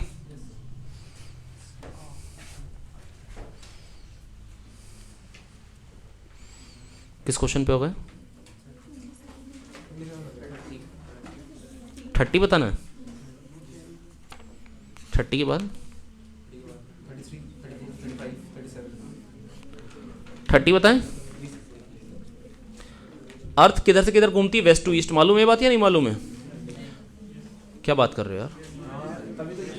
अबे सन हम बोलते हैं ईस्ट से वेस्ट जाता है ना, सन तो वहीं का वहीं है, हम उल्टा चल रहे होंगे ना वेस्ट टू ईस्ट, तभी तो हम कह रहे हैं सन ईस्ट से वेस्ट जा रहा है। अरे हाँ ना बोले यार? तो अर्थ वेस्ट टू ईस्ट चलती है। अर्थ कहां से कहां चलती है? वेस्ट से ईस्ट की तरफ, वेस्ट से ईस्ट की तरफ। प्लीज मेरी बात सुने। और तो जो ट्रेन उस पर वेस्ट से ईस्ट पे जा रही तो उसकी स्पीड क्या होगी बेटा? जो ट्रेन वेस्ट टू ईस्ट चल रही है तो उसकी स्पीड एक्चुअली में जो हमको दिख रही है उससे ज्यादा होगी, क्योंकि जो इक्वेटर पे चल रही है वेस्ट टू ईस्ट जा रही है और अर्थ भी वेस्ट टू ईस्ट जा रही है, तो एक्चुअली में उसकी स्पीड क्या होगी? ज्यादा हो जाएगी। क्या हो जाएगी? और जो ईस्ट से वेस्ट जा रही हो, अर्थ ऐसे जा रही, तो उसकी स्पीड क्या होगी? एक्चुअल में कम होगी। अच्छा, अगर स्पीड कम होगी तो सेंट्रीफ्यूगल फोर्स कम होगा, तो वो कस के पुश करेगी, वो कस के पुश करेगी। अगर स्पीड ज्यादा होगी तो सेंट्रीफ्यूगल जो वेस्ट से ईस्ट जा रही है उसकी स्पीड ज्यादा हो जाएगी। स्पीड ज्यादा तो सेंट्रीफ्यूगल फोर्स ज्यादा, तो फिर वो ट्रैक्स को कम पुश करेगी, तो जो वेस्ट टू ईस्ट जाएगी, जो अर्थ की रिस्पेक्ट में सेम स्पीड दिख रही होगी दो ट्रेन की, एक वेस्ट से ईस्ट जा रही है और एक ईस्ट से वेस्ट, तो वेस्ट से ईस्ट जो जा रही है उसकी स्पीड एक्चुअली में क्या होगी? ज्यादा होगी। क्या होगी? और जो ईस्ट से वेस्ट जा रही है उसकी स्पीड एक्चुअल में क्या हो जाएगी? कम हो जाएगी। कम हो जाएगी तो बेटा इसका मतलब क्या होगा? अगर स्पीड कम हो गई तो इसका मतलब क्या होगा? सेंट्रीफ्यूगल फोर्स कम हो गया, नॉर्मल फोर्स बढ़ जाएगा। सेंट्रीफ्यूगल फोर्स ज्यादा होगा, बाहर को फोर्स ज्यादा आएगा तो नॉर्मल फोर्स कम हो जाएगा। अरे कह दो समझ में आ गया यार? मैं समझा पा रहा हूं आप लोगों को? अरे भाई अर्थ ये एक ट्रेन है, अब अगर ये तेज चल रही है तो इस पर सेंट्रीफ्यूगल फोर्स ज्यादा आएगा ना, तो नॉर्मल कम हो जाएगा, क्योंकि n + F = mg। अरे कोई तो हाँ ना बोलो यार। और जिस पे अगर ये वाला फोर्स जो होगा ये कम होगा तो नॉर्मल ज्यादा आ जाएगा। जो सेंट्रीफ्यूगल फोर्स है अगर वो कम होगा, बेटा इन दोनों को मिलके इसको बैलेंस करना है ना। आप ऐसे खेलो यार, कह दो आ गया समझ में यार? अरे हाँ ना तो बोलो यार, नहीं है समझ में? किस क्वेश्चन पे आ गए? हाँ 33।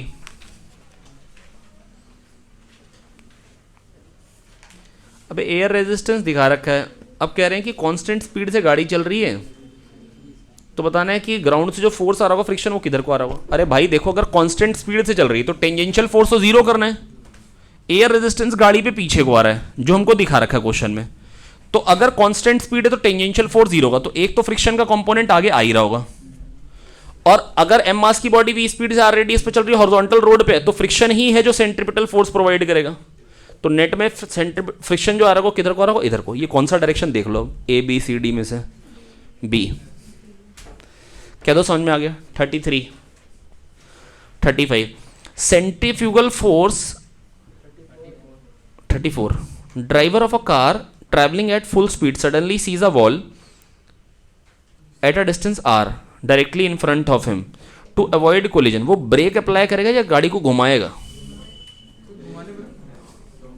देखो बेटा साफ सीधी सी बात है, वो ब्रेक ही मारेगा भाई। ये कह रहे घुमाएगा तो पलट जाएगा। हालांकि इस कॉन्सेप्ट पे क्वेश्चन नहीं बनाएगा, क्वेश्चन जिस कॉन्सेप्ट पे बनाएगा मैं बताता हूँ आपको। मतलब क्या सोच है जो जिसने क्वेश्चन बनाया। क्वेश्चन बहुत ही प्यारा क्वेश्चन है, बहुत बढ़िया सोच सोच के बनाया गया क्वेश्चन है। असल में ऐसा होता है कि अगर ये रोड है, यहाँ पे गाड़ी आ रही है, अगर वो घुमाएगा तो वो एक रेडियस पे जाएगा, और अगर घुमाएगा तो एक आर रेडियस पे वो घूम जाएगा। और अगर मान लो रुकने में जो डिस्टेंस लग रहा है वो उससे ज़्यादा लग रहा है, तो उसको घुमाना चाहिए। तो उसको क्या करना चाहिए, ये सोच के क्वेश्चन बनाया गया। समझ में आ गई बात? अब सोचो अगर वो घुमाएगा तो बेटा म्यू एम जी बराबर M V square over R. अरे हाँ ना तो बोलो यार, यहां से आर क्या रहे, we square by mu G. सही बात है। और रुकने में डिस्टेंस क्या लगेगा, रुकने में डिस्टेंस लगाएगा वी स्क्वायर बराबर यू स्क्वायर माइनस 2as। और ए क्या हो जाएगा, अगर उसने पूरी फुल ब्रेक लगाई तो म्यू जी हो जाएगा एक्सेलरेशन, तो फाइनल वेलोसिटी जीरो हो गई, तो यू स्क्वायर बाय 2a। ए क्या होगा, म्यू जी। ए क्या हो जाएगा, तो रुकने में जो डिस्टेंस लग रहा है वो रेडियस से हाफ लग रहा है। अच्छा, तो फिर मतलब ब्रेक ही मारेगा, क्योंकि वैसे दुगना उसको आगे जाना पड़ेगा। तो इसका मतलब यहाँ पे बात नहीं बनी। लेकिन जिसने क्वेश्चन बनाया उसने बहुत बढ़िया सोच सोच के बनाया है ना। तो हमको ये बात था, लेकिन मतलब याद भी रहनी चाहिए कि आदमी हमेशा ब्रेक मार, तो ब्रेक मारना ही फायदेमंद होगा। तो ब्रेक मारेंगे, घुमाएंगे, ब्रेक मारेंगे, क्या करेंगे? नहीं है समझ में? अरे भाई अगर वो घुमाएगा तो ऐसा लग रहा था ना, ऐसा हो भी सकता है घुमाएगा तो मतलब कम आगे जाके मतलब कम ही आगे जाना पड़े। ऐसे तो आर जाना पड़ रहा है आगे, हो सकता है ब्रेक मारने में ज्यादा आगे निकल जाए, ऐसा लग रहा था ना। तो लेकिन दिखाई क्या दिया कि ब्रेक मारना इज बेनिफिशियल। घुमाओगे तो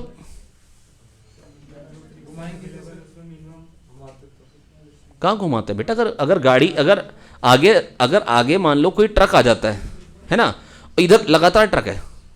असल में होता क्या, हम घुमाते इसलिए क्योंकि ट्रक है और आगे इधर खाली, तो हम इधर घुमा के निकाल लेते, ब्रेक नहीं मारते। लेकिन अगर मान लो लगातार गाड़ियां खड़ी हैं, जाम है, तो बेटा आप घुमाते नहीं वहां पे, आप ब्रेक ही मारते हो। फिर हम घुमाते हैं। हाँ है,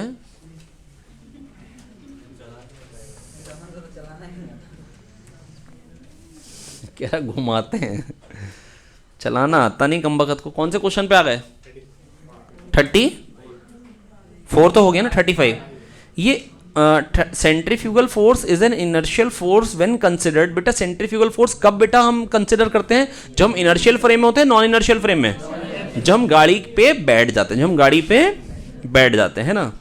अगला क्वेश्चन 37 बेटा कह रहा है एक कैपिटल एम मास है, एक स्मॉल एम मास है, और दोनों जो घूम रहे हैं वो धागा पकड़ के घूम रहे हैं, दो मासेस।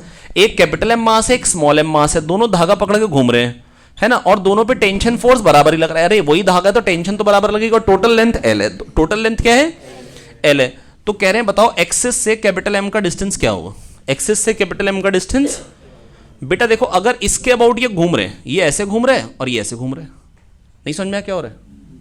एक स्मॉल एम मास है और एक कैपिटल एम मास है। अब ये दोनों घूम रहे हैं इसके अबाउट, ये इधर आया, ये इधर आ गया। अरे हाँ ना बोलो यार।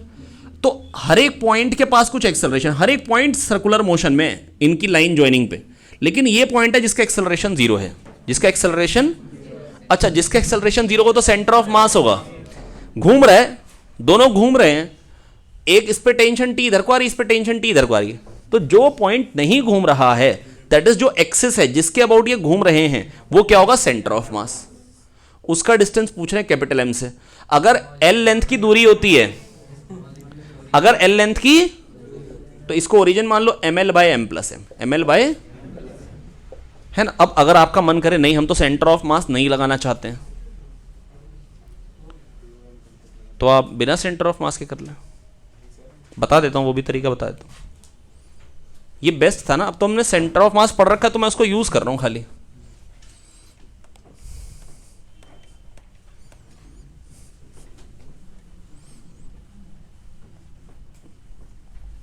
वैसे मजा तभी आ रहा है डिस्कशन का कि सेंटर ऑफ मास के बाद कर रहे हैं, नहीं तो कितने बेकार सॉल्यूशन बता रहे होते हैं। ये आसान पड़ जा रहे हैं ना।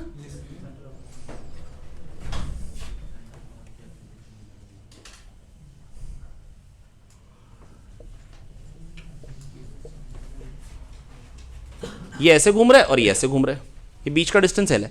अगर मान लो बिना सेंटर ऑफ मास के कर दो टी, मान लो इसका रेडियस जो है वो एक्स है और इसका जो रेडियस होता है एल माइनस एक्स हो जाता, तो टी बराबर एम ओमेगा स्क्वायर एक्स और small M omega square L minus X. अरे कोई तो हाँ ना बोलो यार।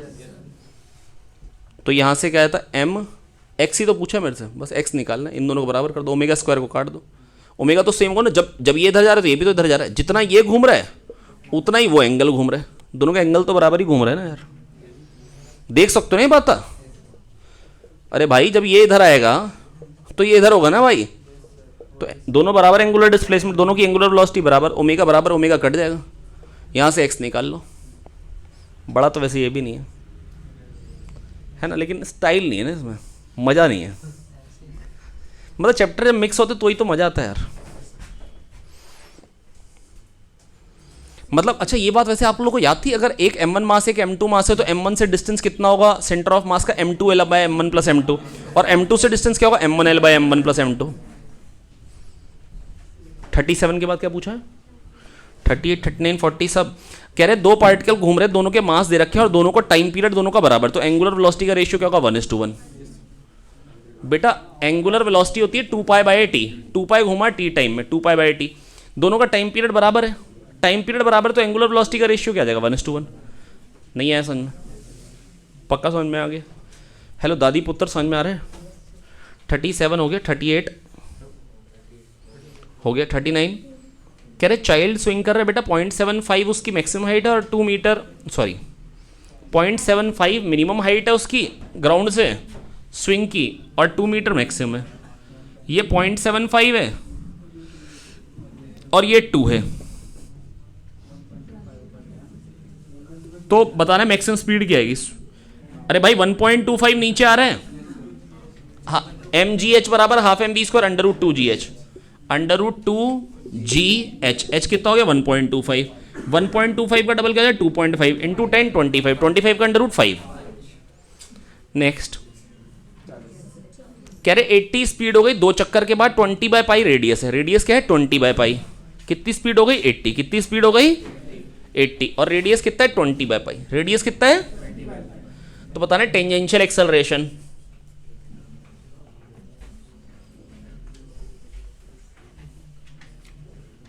बेटा omega square equal to omega naught square plus 2 alpha theta मालूम है आप लोगों को। v equal to R omega मालूम है, u equal to R omega naught मालूम है, टेंजेंशियल एक्सेलरेशन आर अल्फा मालूम है। ये सब पुट कर दो यहां पे तो आपको मिलेगा v स्क्वायर और थीटा को लिख दो s equal to R theta मालूम है। ये सब यहां पे पुट कर दो, ओमेगा को v by R, omega naught को u बाय आर, अल्फा को ए टी बाय आर और थीटा को एस बाय आर। तो वी स्क्वायर बराबर यू स्क्वायर प्लस 2as में ए होता है टेंजेंशियल एक्सेलरेशन। क्या होता है, अब v दे रखा है आपको 80, इनिशियल वेलोसिटी 0 दे रखी है, टेंजेंशियल एक्सेलरेशन पूछा है और 2 चक्कर मार ली, 2 चक्कर का मतलब क्या हुआ, डिस्टेंस ट्रेवल कितना हो गया 4 पाई आर। अब बेटा आर क्वेश्चन में गिवन है, पूछा क्या क्वेश्चन में, 80 पूछा है। आर की वैल्यू क्या दे रखी है 20 बाय पाई, यहां पे 20 बाय पाई को पुट करोगे ये कट जाएगा, 20 4 80, 80 भी कट जाएगा और एक 2, टेंजेंशियल एक्सेलरेशन 40 आ गया। अरे कह दो आ गया यार। तो इसी के साथ हमने सर्कुलर मोशन के सारे डाउट खत्म किए। एक बार 33 फिर से बता दें। 33 में कह रहे कांस्टेंट स्पीड से एक गाड़ी जा रही, कैसी स्पीड से जा रही है। अब बेटा एयर रेजिस्टेंस तो पीछे को आएगा ही, कांस्टेंट स्पीड का मतलब क्या हो, टेंजेंशियल एक्सेलरेशन 0। अरे भाई rate of change of speed होता है टेंजेंशियल एक्सेलरेशन। हेलो बच्चों, rate of change of speed क्या होता है, टेंजेंशियल एक्सेलरेशन। और एयर रेजिस्टेंस ना पीछे को दिखा रखा है बेटा। हाँ सही, इधर को जा रहे हो तो एयर रेजिस्टेंस तो पीछे को ही आएगा, साफ सीधी सी बात है। अब फ्रिक्शनल फोर्स जो आएगा ग्राउंड से, बेटा एक कंपोनेंट तो फ्रिक्शन का आएगा इधर को ही, जो एयर रेजिस्टेंस को बैलेंस करेगा, तभी टेंजेंशियल एक्सेलरेशन 0 बनेगा, तभी टेंजेंशियल फोर्स 0। और एक फ्रिक्शन कंपोनेंट रेडियस के अलोंग तो आएगा सेंटर की तरफ, तभी तो बेटा एम मास की बॉडी v स्पीड से r रेडियस पे घूम पाएगी, तो टोटल फ्रिक्शन फोर्स किधर को आएगा, इधर को। तो एयर रेजिस्टेंस से फ्रिक्शनल फोर्स का जो एंगल आएगा वो कैसा आएगा, ऑब्ट्यूस। कैसा आएगा, क्वेश्चन खूबसूरत ऐसे बनेगा। हाँ E17 भी बता दें।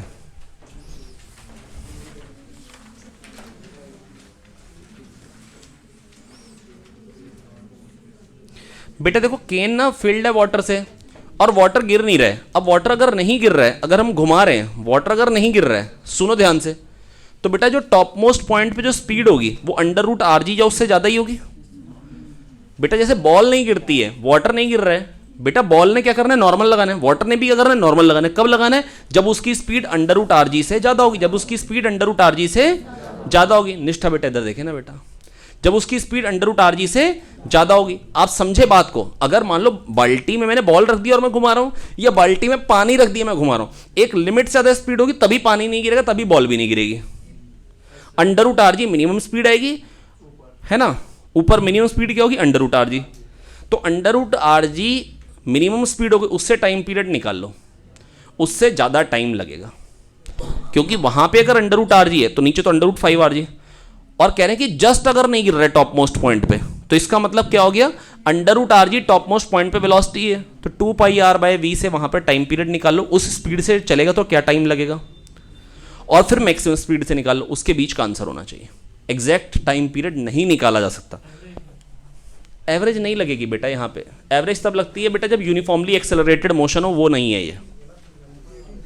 यूनिफॉर्मली एक्सेलरेटेड मोशन नहीं है यहाँ पे, तो यहाँ पे एवरेज वेलोसिटी नहीं यूज होगी। मैं बेटा आपसे ये कह रहा हूँ, यहाँ पे वेलोसिटी √5RG है। मान लो जस्ट कंप्लीट करने के लिए सर्कुलर मोशन को मैंने वेलोसिटी दी, यहाँ पे √RG है, तो लगातार ये वेलोसिटी नहीं, ये तो सबसे कम वाली वेलोसिटी, इससे चलेगा तो जो टाइम लगेगा उससे एक्चुअली कम लगा होगा टाइम, और जहां पे मैक्सिमम थी उससे चलेगा तो जो टाइम लगेगा उससे ज्यादा लगेगा।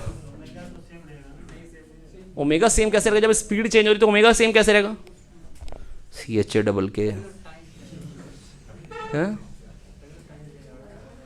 है बेटा। हाँ समझ में आ गई बात। और अगर ओमेगा सेम रहा तो टाइम पीरियड की फिर बात क्या होती है, ओमेगा को 2π/t लिखता, कैसी बात करता है मैन।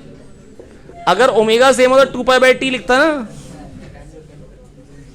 तो आप मिनिमम स्पीड से मैक्सिमम टाइम पीरियड निकालेंगे, इससे ज्यादा तो लग नहीं सकता, तो इससे कम ही आएगा टाइम, और मैक्सिमम स्पीड से मिनिमम टाइम निकालेंगे, उन दोनों के बीच का आंसर एक ही होगा और वही आंसर होगा। ऐसे क्वेश्चन कभी नहीं आएंगे नीट में, ठीक है। ओके भाई लोग, थैंक यू।